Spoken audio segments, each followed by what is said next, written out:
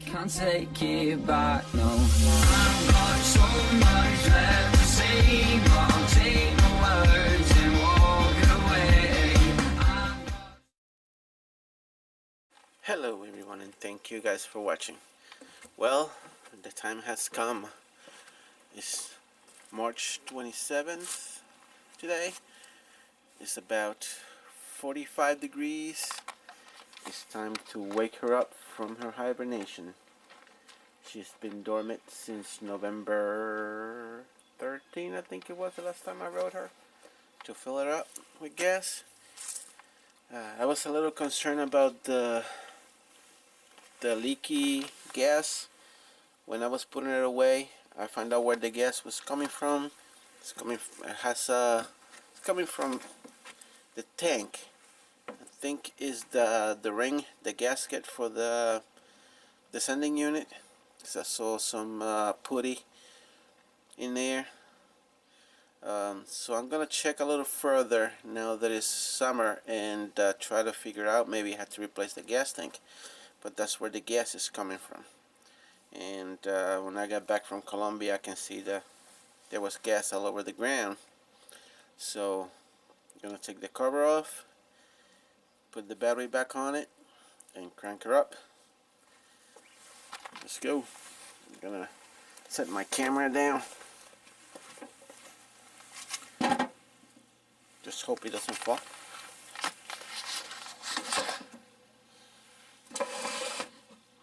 There you go.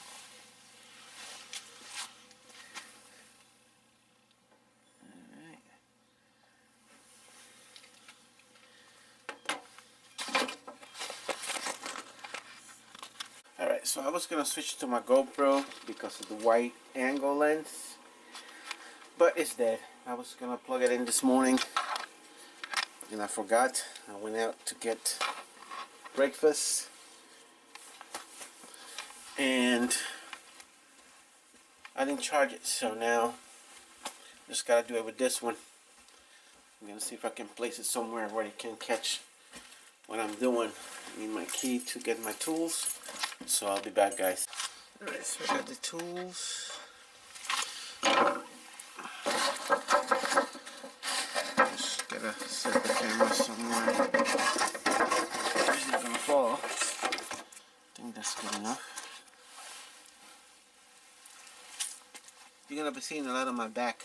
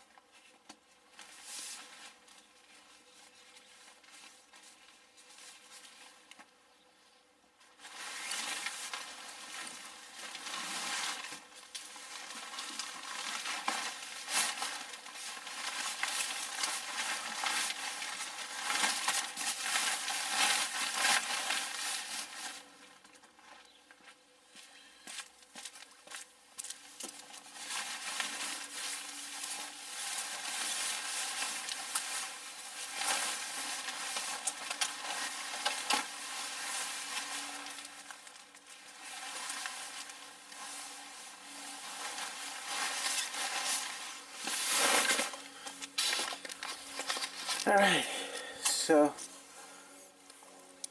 gotta take the seat off, gotta take this off, and this panel off, and the battery sits right back there.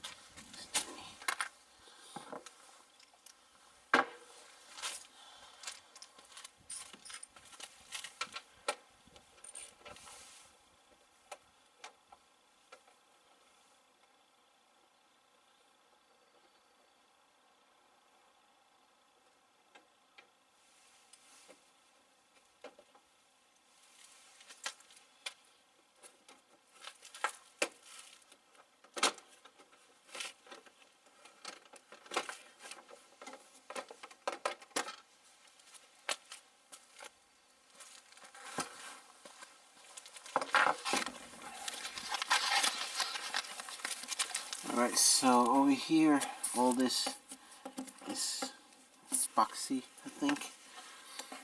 So I'm not sure if the gas leak is coming from there or it's from in here. Looks like it's coming from the sending unit. So I might just order a gasket, but I still gotta take the tank out. So I might just order a whole new tank. Not new, a good used one to put it in. And at least that will be taken care of. So this all stands, this and this, between me and my rides. So let's get on with it.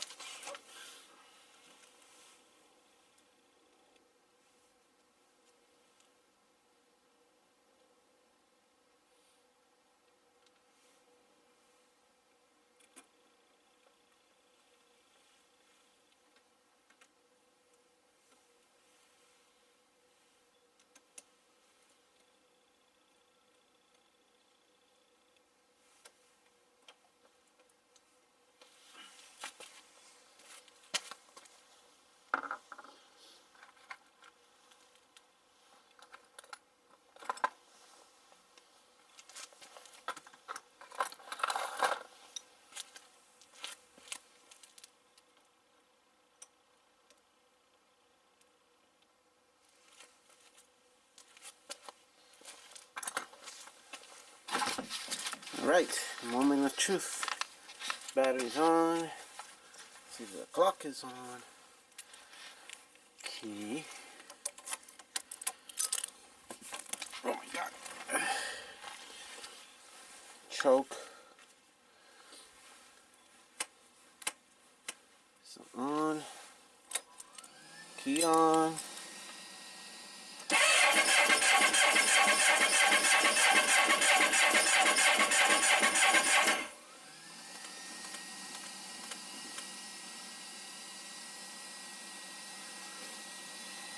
I think the fuel leaked out completely.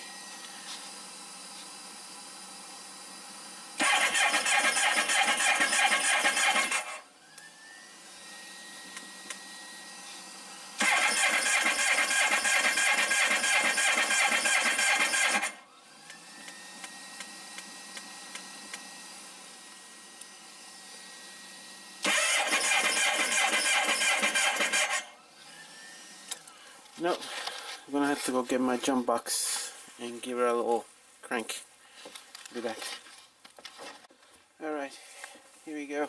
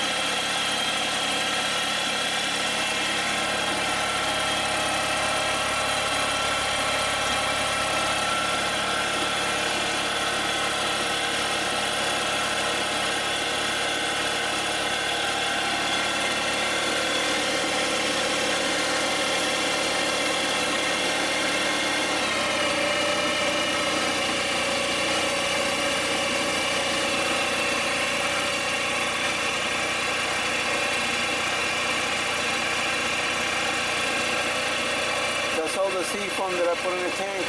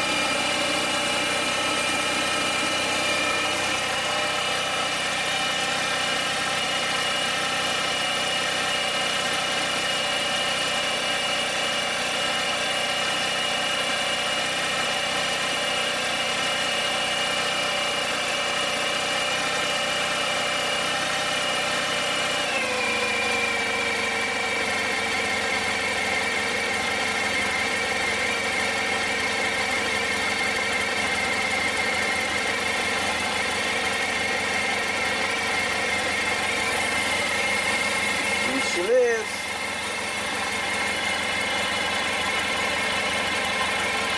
We just have to take her for a quick ride to get gas on her. But she's alive.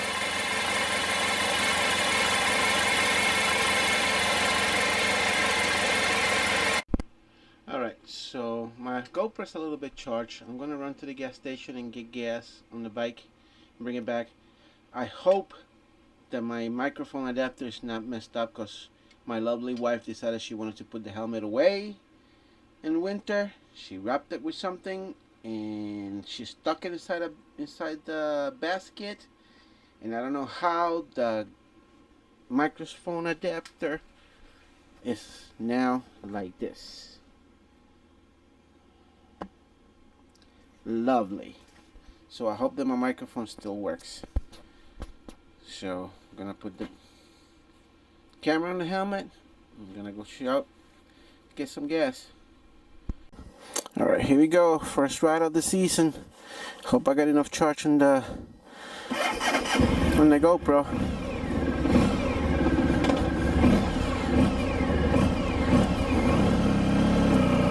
First ride of 2018. Classic bike rider here, guys. After that introduction with my broken microphone adapter, I hope you guys can hear me well. If not, I'm gonna have to be buying a new microphone adapter. Although I decided this year I was gonna buy me a new GoPro, but for some reason plans have changed. We're gonna be moving within the next couple of weeks. The landlord decided she wanted to raise us the rent another $100 to $2,050, which is outrageous for that trailer. She thinks we live in a castle. Thing is, she's charging us rent based on where she's living. She's living in a prime real estate in town, right in the middle of the town. She's paying like $2,500 for an apartment in the middle of the town, and she's charging us that much for the rent. So the beginning of the year, I was still in Colombia when she told me, oh, they raised the rent another $100, so she's gonna have to raise us the rent another $100. I said, well, I have to think about that. Might be looking for a new place, so we might not be staying. So of course my wife, being that she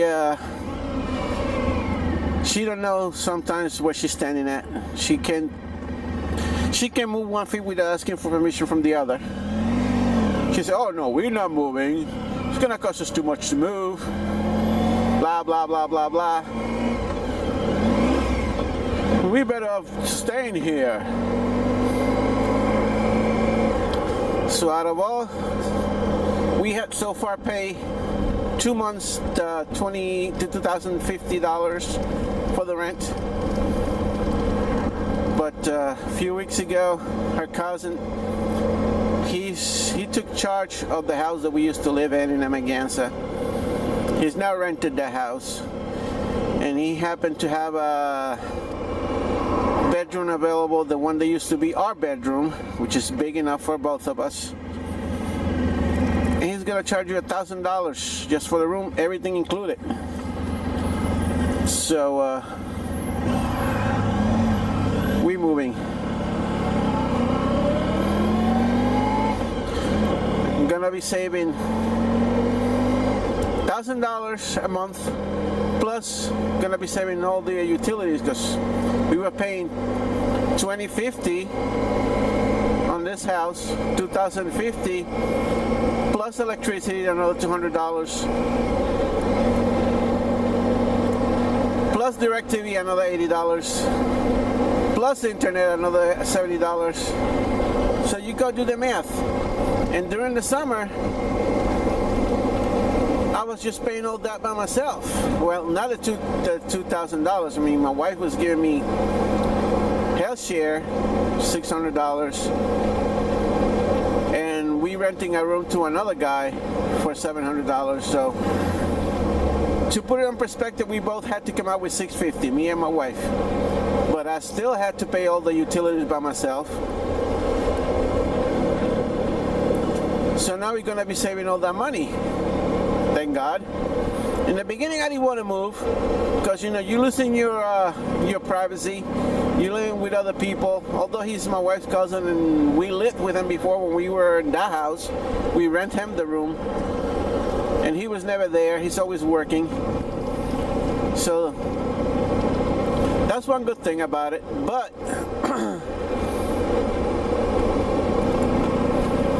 you live by yourself. You're accustomed to your privacy, and you know it's gonna be hard to get accustomed.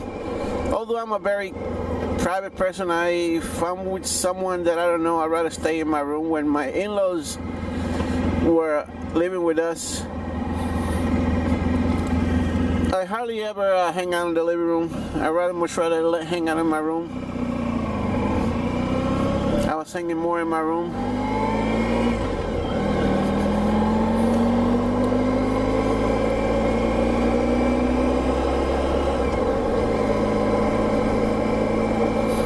So yeah.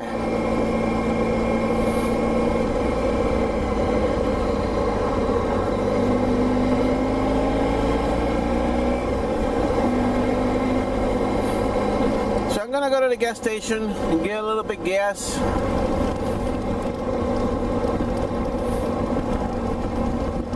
For this. And hope I start work soon. My boss sent me a text a couple of weeks ago that he's looking forward to get for the new season, but yet we've been getting bad weather. We got a couple of snowstorms. Weather finally starting to temperature to creep up a little bit. Today's in the mid 40s, and supposedly by next week it's gonna be in the upper 40s, mid 50s.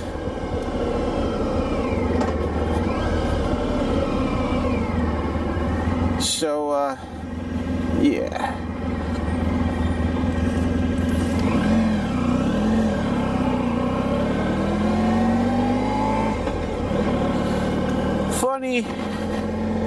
Funny story.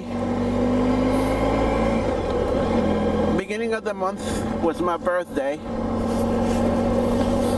My wife was all happy. I don't even know if this thing recording. Can't even tell. My wife was all happy. She was gonna get me a helmet. And like every other year that she decided she wanna buy me something nice for my birthday. By the time we go out, halfway through, she just changes her mind. She chooses something else, and end up from she wanted to get me a helmet. She got me a couple of shirts. I adore her. She's so funny sometimes. I'm gonna have to put my face shield down. And I'm trying out sunglasses with my helmet. I don't like it because my helmet pulls down and it's squishing my nose. So on the way back, I just rather put my tinted face shield down and I use the sunglasses. I got LASIK surgery done back in December in Colombia. It's taken a while to go back to normal. Doctor just said a couple of months, 2 to 3 months to be normal. And sometimes you might need to use your reading glasses still. And for the most part, I can see very clear. And but sometimes I do need my glasses. Like my phone, I can see it very well. Funny, my laptop I can see very well, but when I sit on my desktop, I need to use my glasses. That's weird. Very weird. Alright, so I don't even know why I came this way. Anyway, I'm not gonna get much gas. I'm just gonna get like $10 in it, because it's gonna leak out anyway. I just don't want it to run dry, because I want it to be able to use it when I want to.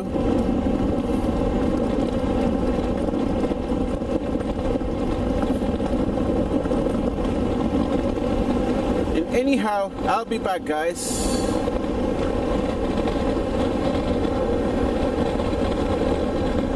Alright, put $10 in it, 3 gallons,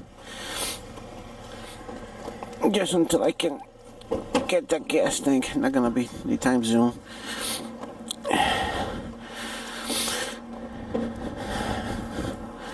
Not until I move and start working.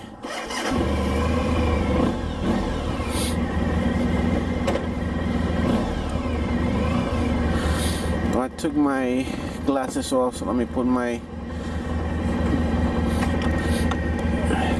tinted face shield down.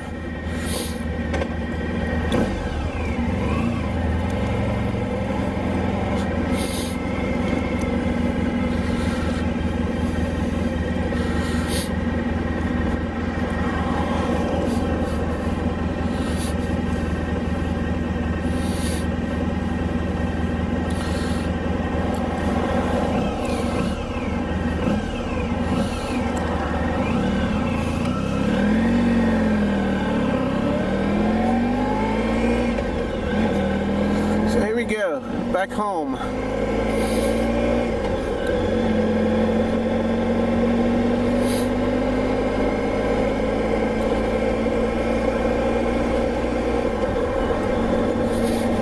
It's a nice ride, a little chilly, but not as chilly as the last time I rode it.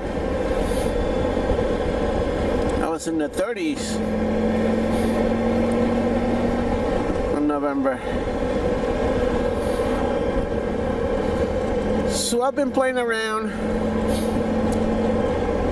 I discovered this website called Carvana. Supposedly they've been out since 2013. What it is, it's an internet dealership buying cars. And I saw the commercials on TV, so I decided to browse around. And it's pretty cool. You get a lot of options, like any car you want, they have. Prices are very competitive. I mean, a lot competitive compared to a dealership. If you're gonna buy a new used car, they're the best option. They do financing and everything. But it's not all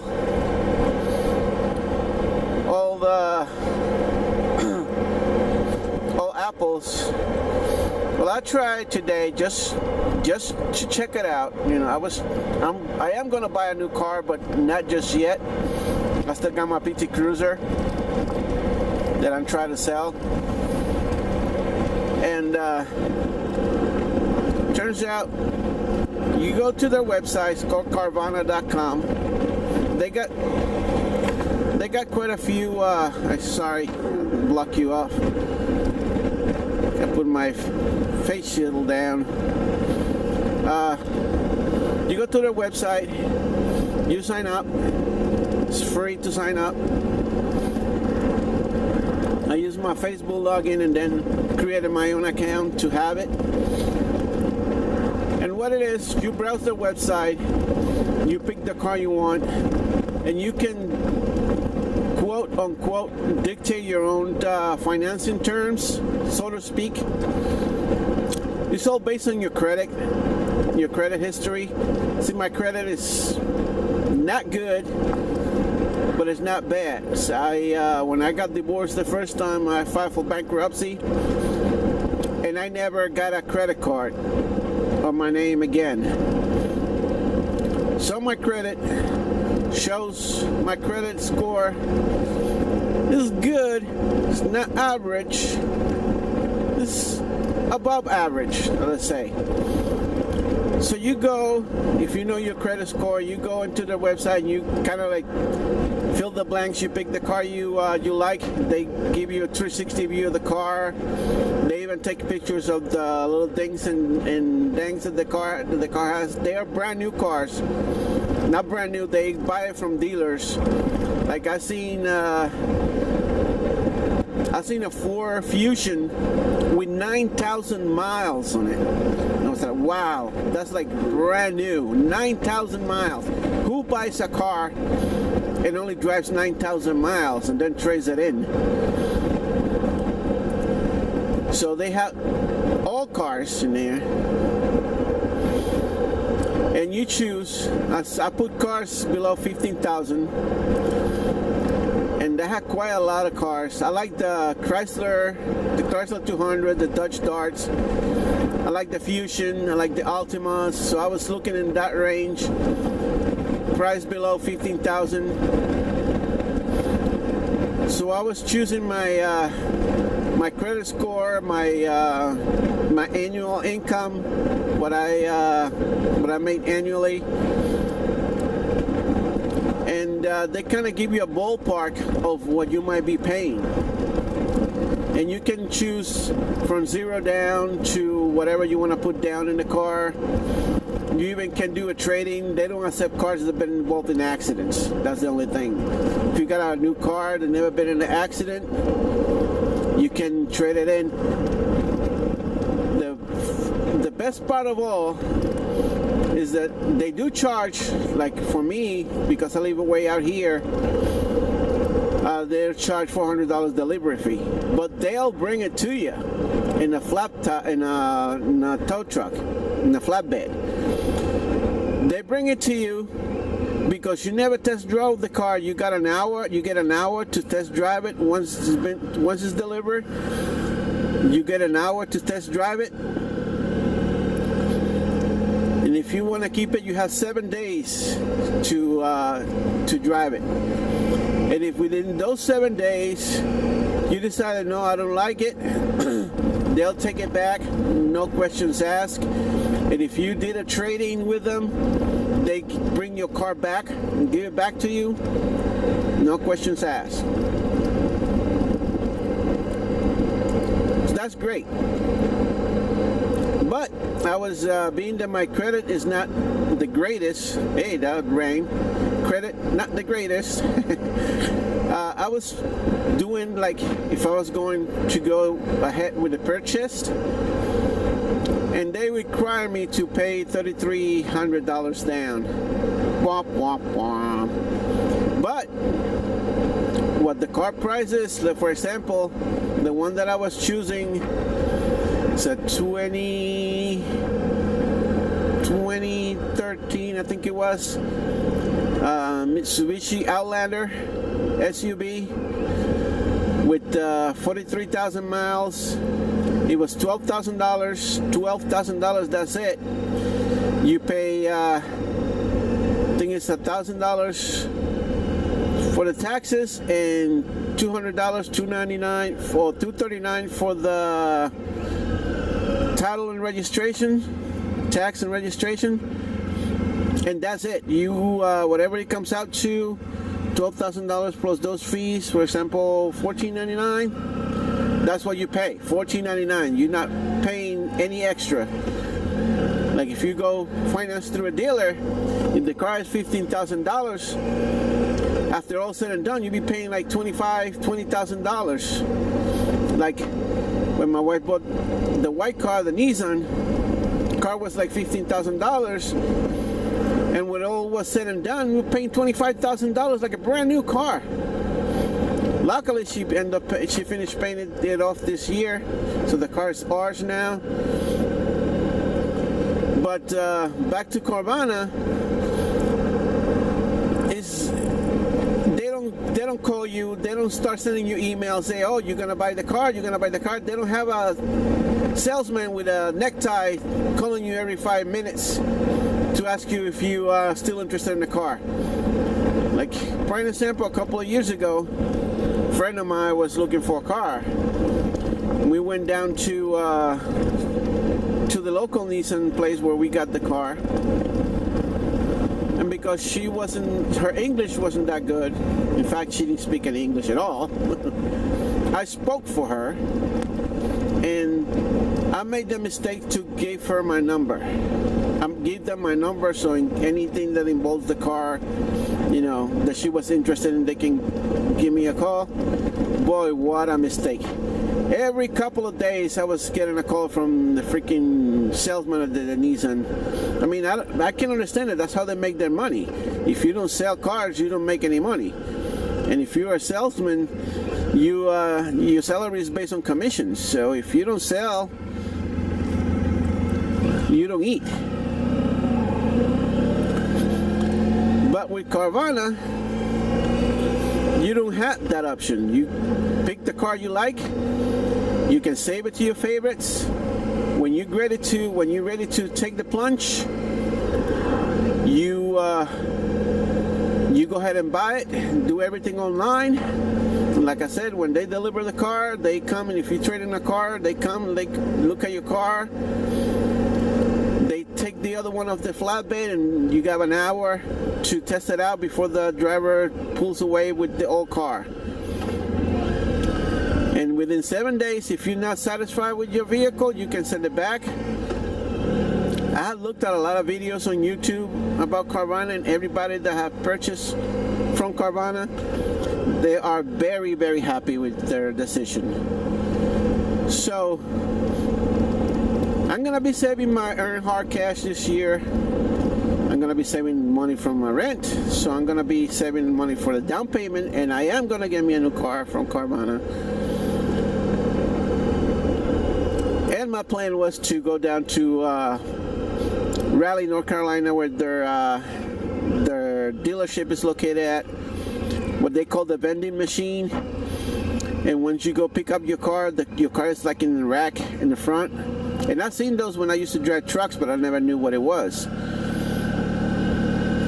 And when you go in there, they already have your car in the rack. You come in, you check in, and they give you this giant coin. You put it in a slot, and you choose your name and your car. You put the coin in the slot, and activates the machine, and your car gets like a vending machine. You know, your car gets pulled out automatically by robots, nothing to do with anybody. It pulls up, comes up, and your car comes down in a flat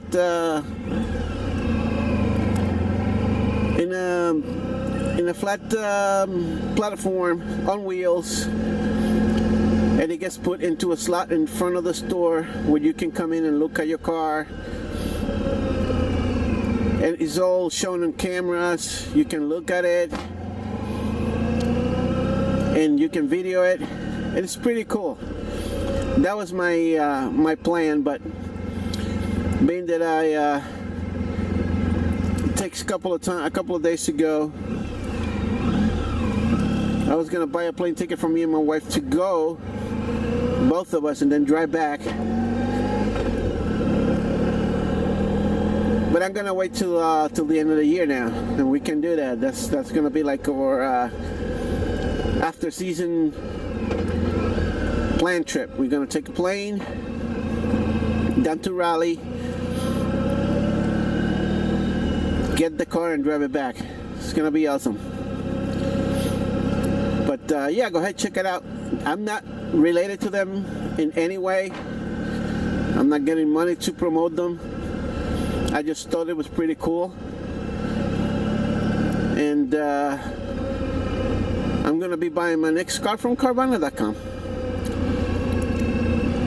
If I would have lived a little closer, I would have had them deliver it for free, but being that he also can have that too done. You can deliver it for $399, $400, not bad for delivery. But anyway, I'm home. Thank you guys for watching. Don't forget to like, subscribe, and comment. And hopefully I have more videos coming out soon. This is Classic Bike Rider signing out. See ya.